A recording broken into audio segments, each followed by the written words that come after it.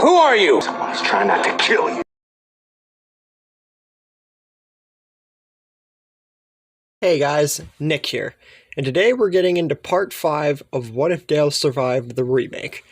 Now, in the last episode, we covered Dale being with everybody, including Jimmy surviving, getting off of the farm, Shane still dying, Andrea unfortunately being split from the group despite Dale's efforts to truly save her, but Andrea nodding in approval to Dale to save his own skin rather than getting them both killed. So, now, with Shane's death and the revelation of everyone being infected being a lot more softened up with Dale being around, that means that going into Season 3, the group is much lighter, including Rick, Lori, and Carl. Rick, because of Dale's moral compass, even though he did kill Shane and Sophia, it's still better for him because, one, Dale, the moral compass, like I said, Jimmy, not really too much of an influence, but overall, it's just the way that his character has gone in the story so far. And Lori and Carl, Lori's not going to act out for the whole Shane thing, and Carl, therefore, is going to be better to his mom, too.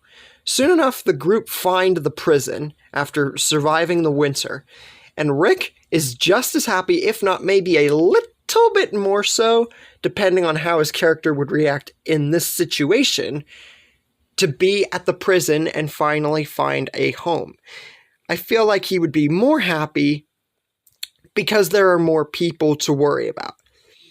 Especially for my What If Madison's family joined Rick's story, there'd be a lot. So you gotta think, if it were any more people than the original group that went there, Rick would definitely be overjoyed. Dale takes the spot on one of the guard towers with Carol, and whoever else was in that tower, and stops Carol from almost shooting Rick's freaking foot off. So, yeah. Beth and Jimmy joined the others in luring the walkers onto the gates and taking them out that way. So besides Jimmy being around to help with Beth and everything else, this part would pretty much go unchanged, including the entrance into them getting, like, the whole outside of the prison cleared. Except, Dale and Jimmy are there. Speaking of, once Rick initiates the plan for everyone to go into the prison, Dale is on the ropes with them, with him being there with an axe and huddled together with T-Dog, Daryl, Rick, Maggie, and Glenn. And besides Dale killing walkers in the Atlanta camp, we had never seen him actually fight walkers with like a melee weapon or anything else like that. So this would be a dramatic turning point for his character, and we've just gotten into the story. There's a lot more to cover with him. Now, Beth and Jimmy, they just stand to the side. They're the ones watching with everybody else. They don't really do much. Besides Jimmy being there to help Beth with her, just their relationship would develop more, basically, than it had. Because Beth didn't really seem to show true affection towards him. Anyways, we get further into the prison, and Dale is able to stop the walker on the ground from biting Herschel. So Herschel does not get bit here, thanks to Dale's influence. However, because of the length of where they walked to and Herschel almost getting bit, the prisoners are still introduced, albeit kind of differently, yet kind of the same. It would happen regardless, like I've done millions of times. Now, Dale being there and Herschel being conscious adds a much different feel towards the prisoners, I would feel. They would show fear, but I don't think that... I feel it would be more direct with fear from Herschel than Dale. Oh, of course he'd be scared, but he wouldn't really... He would be more like he wouldn't know what to think. And then we get to meet them all. Tomas, Big Tiny, Andrew, Oscar, and Axel. We already know these people. But anyways, then Rick makes the deal with them to help him clear out a cell block if they give him half their food and everything else. And I feel that the way that Axel would say, why don't we make this work so everybody wins, Dale would try to moralize that more. And I feel that it would work to maybe they wouldn't take half, but maybe like less than half of the food. So it would be a much fairer deal. Meanwhile, Herschel, being conscious, stays with Lori and everybody else, and that's where they would have the talk about Lori talking to Herschel, except it would be lighter and it would just be about the baby. It wouldn't be about Carl or Rick hating her, because she wouldn't have reacted the way she did because of the whole Shane thing. Now, then we get to Rick and the group, accompanied by Dale, teaching the prisoners how to fight and kill the walkers, and that all happening pretty much the same way, up until we get Big Tiny, where he would originally get scratched.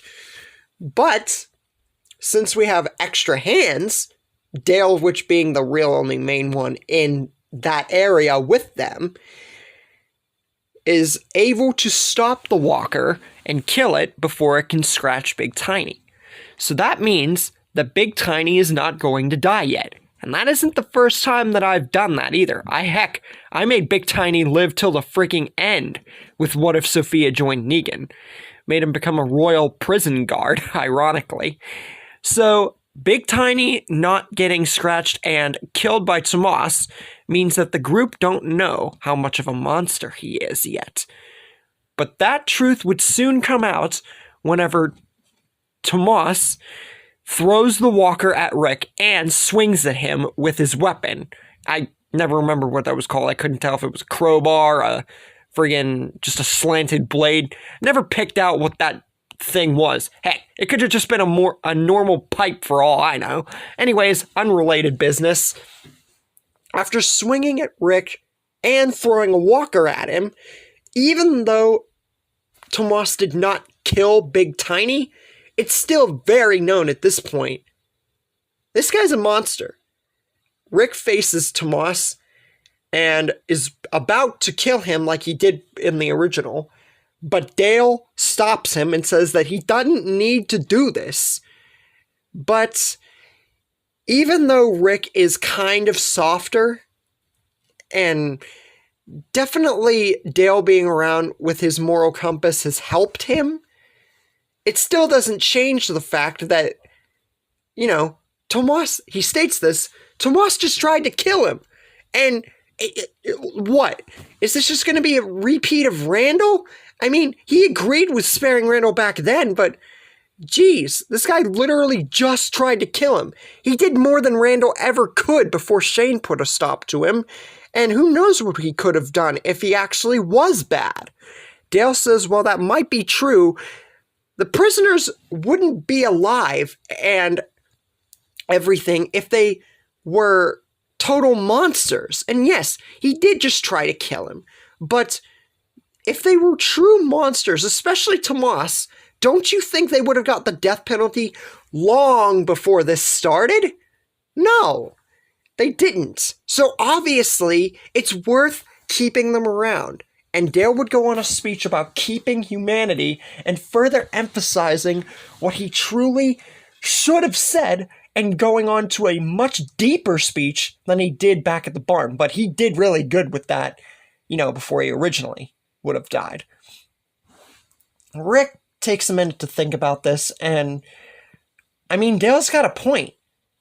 If the prisoners were truly monsters, they would have most likely gotten the death penalty, and that's something worth thinking about, actually. Yes, Tomas did just try to kill him, but he's seen firsthand so far that this world could turn people into actual monsters. And even though the prisoners have been sheltered, they're just simple prisoners who've had nothing to live off but this stuff.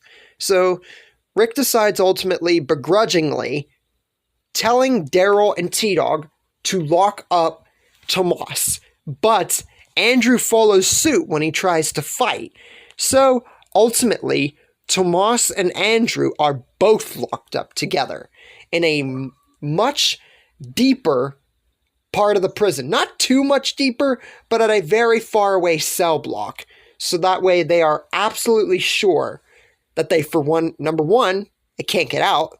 And number two, take them longer to reach them if they do get out, and they can actually just end them right then and there. And Dale, begrudgingly himself, agrees with this plan. But do you think that they'll actually stay in that cell locked up and everything? Or do you think that one or both of them will find a way to get out and cause utter mayhem to the group? Especially because Tomas hasn't died. And that's where we leave things for the moment. Hope you guys enjoyed this 5th part to the series. It's definitely been a slow start, especially since I've teased that this series is going to go to near 40 parts, if not a tiny bit over. But that's just some of the parts and what the story has to tell. But trust me, as we go further and further into the story, you guys will realize that each part is definitely worth the wait. This story or not this story. Anyways, like, subscribe, comment, and I'll see you guys next time.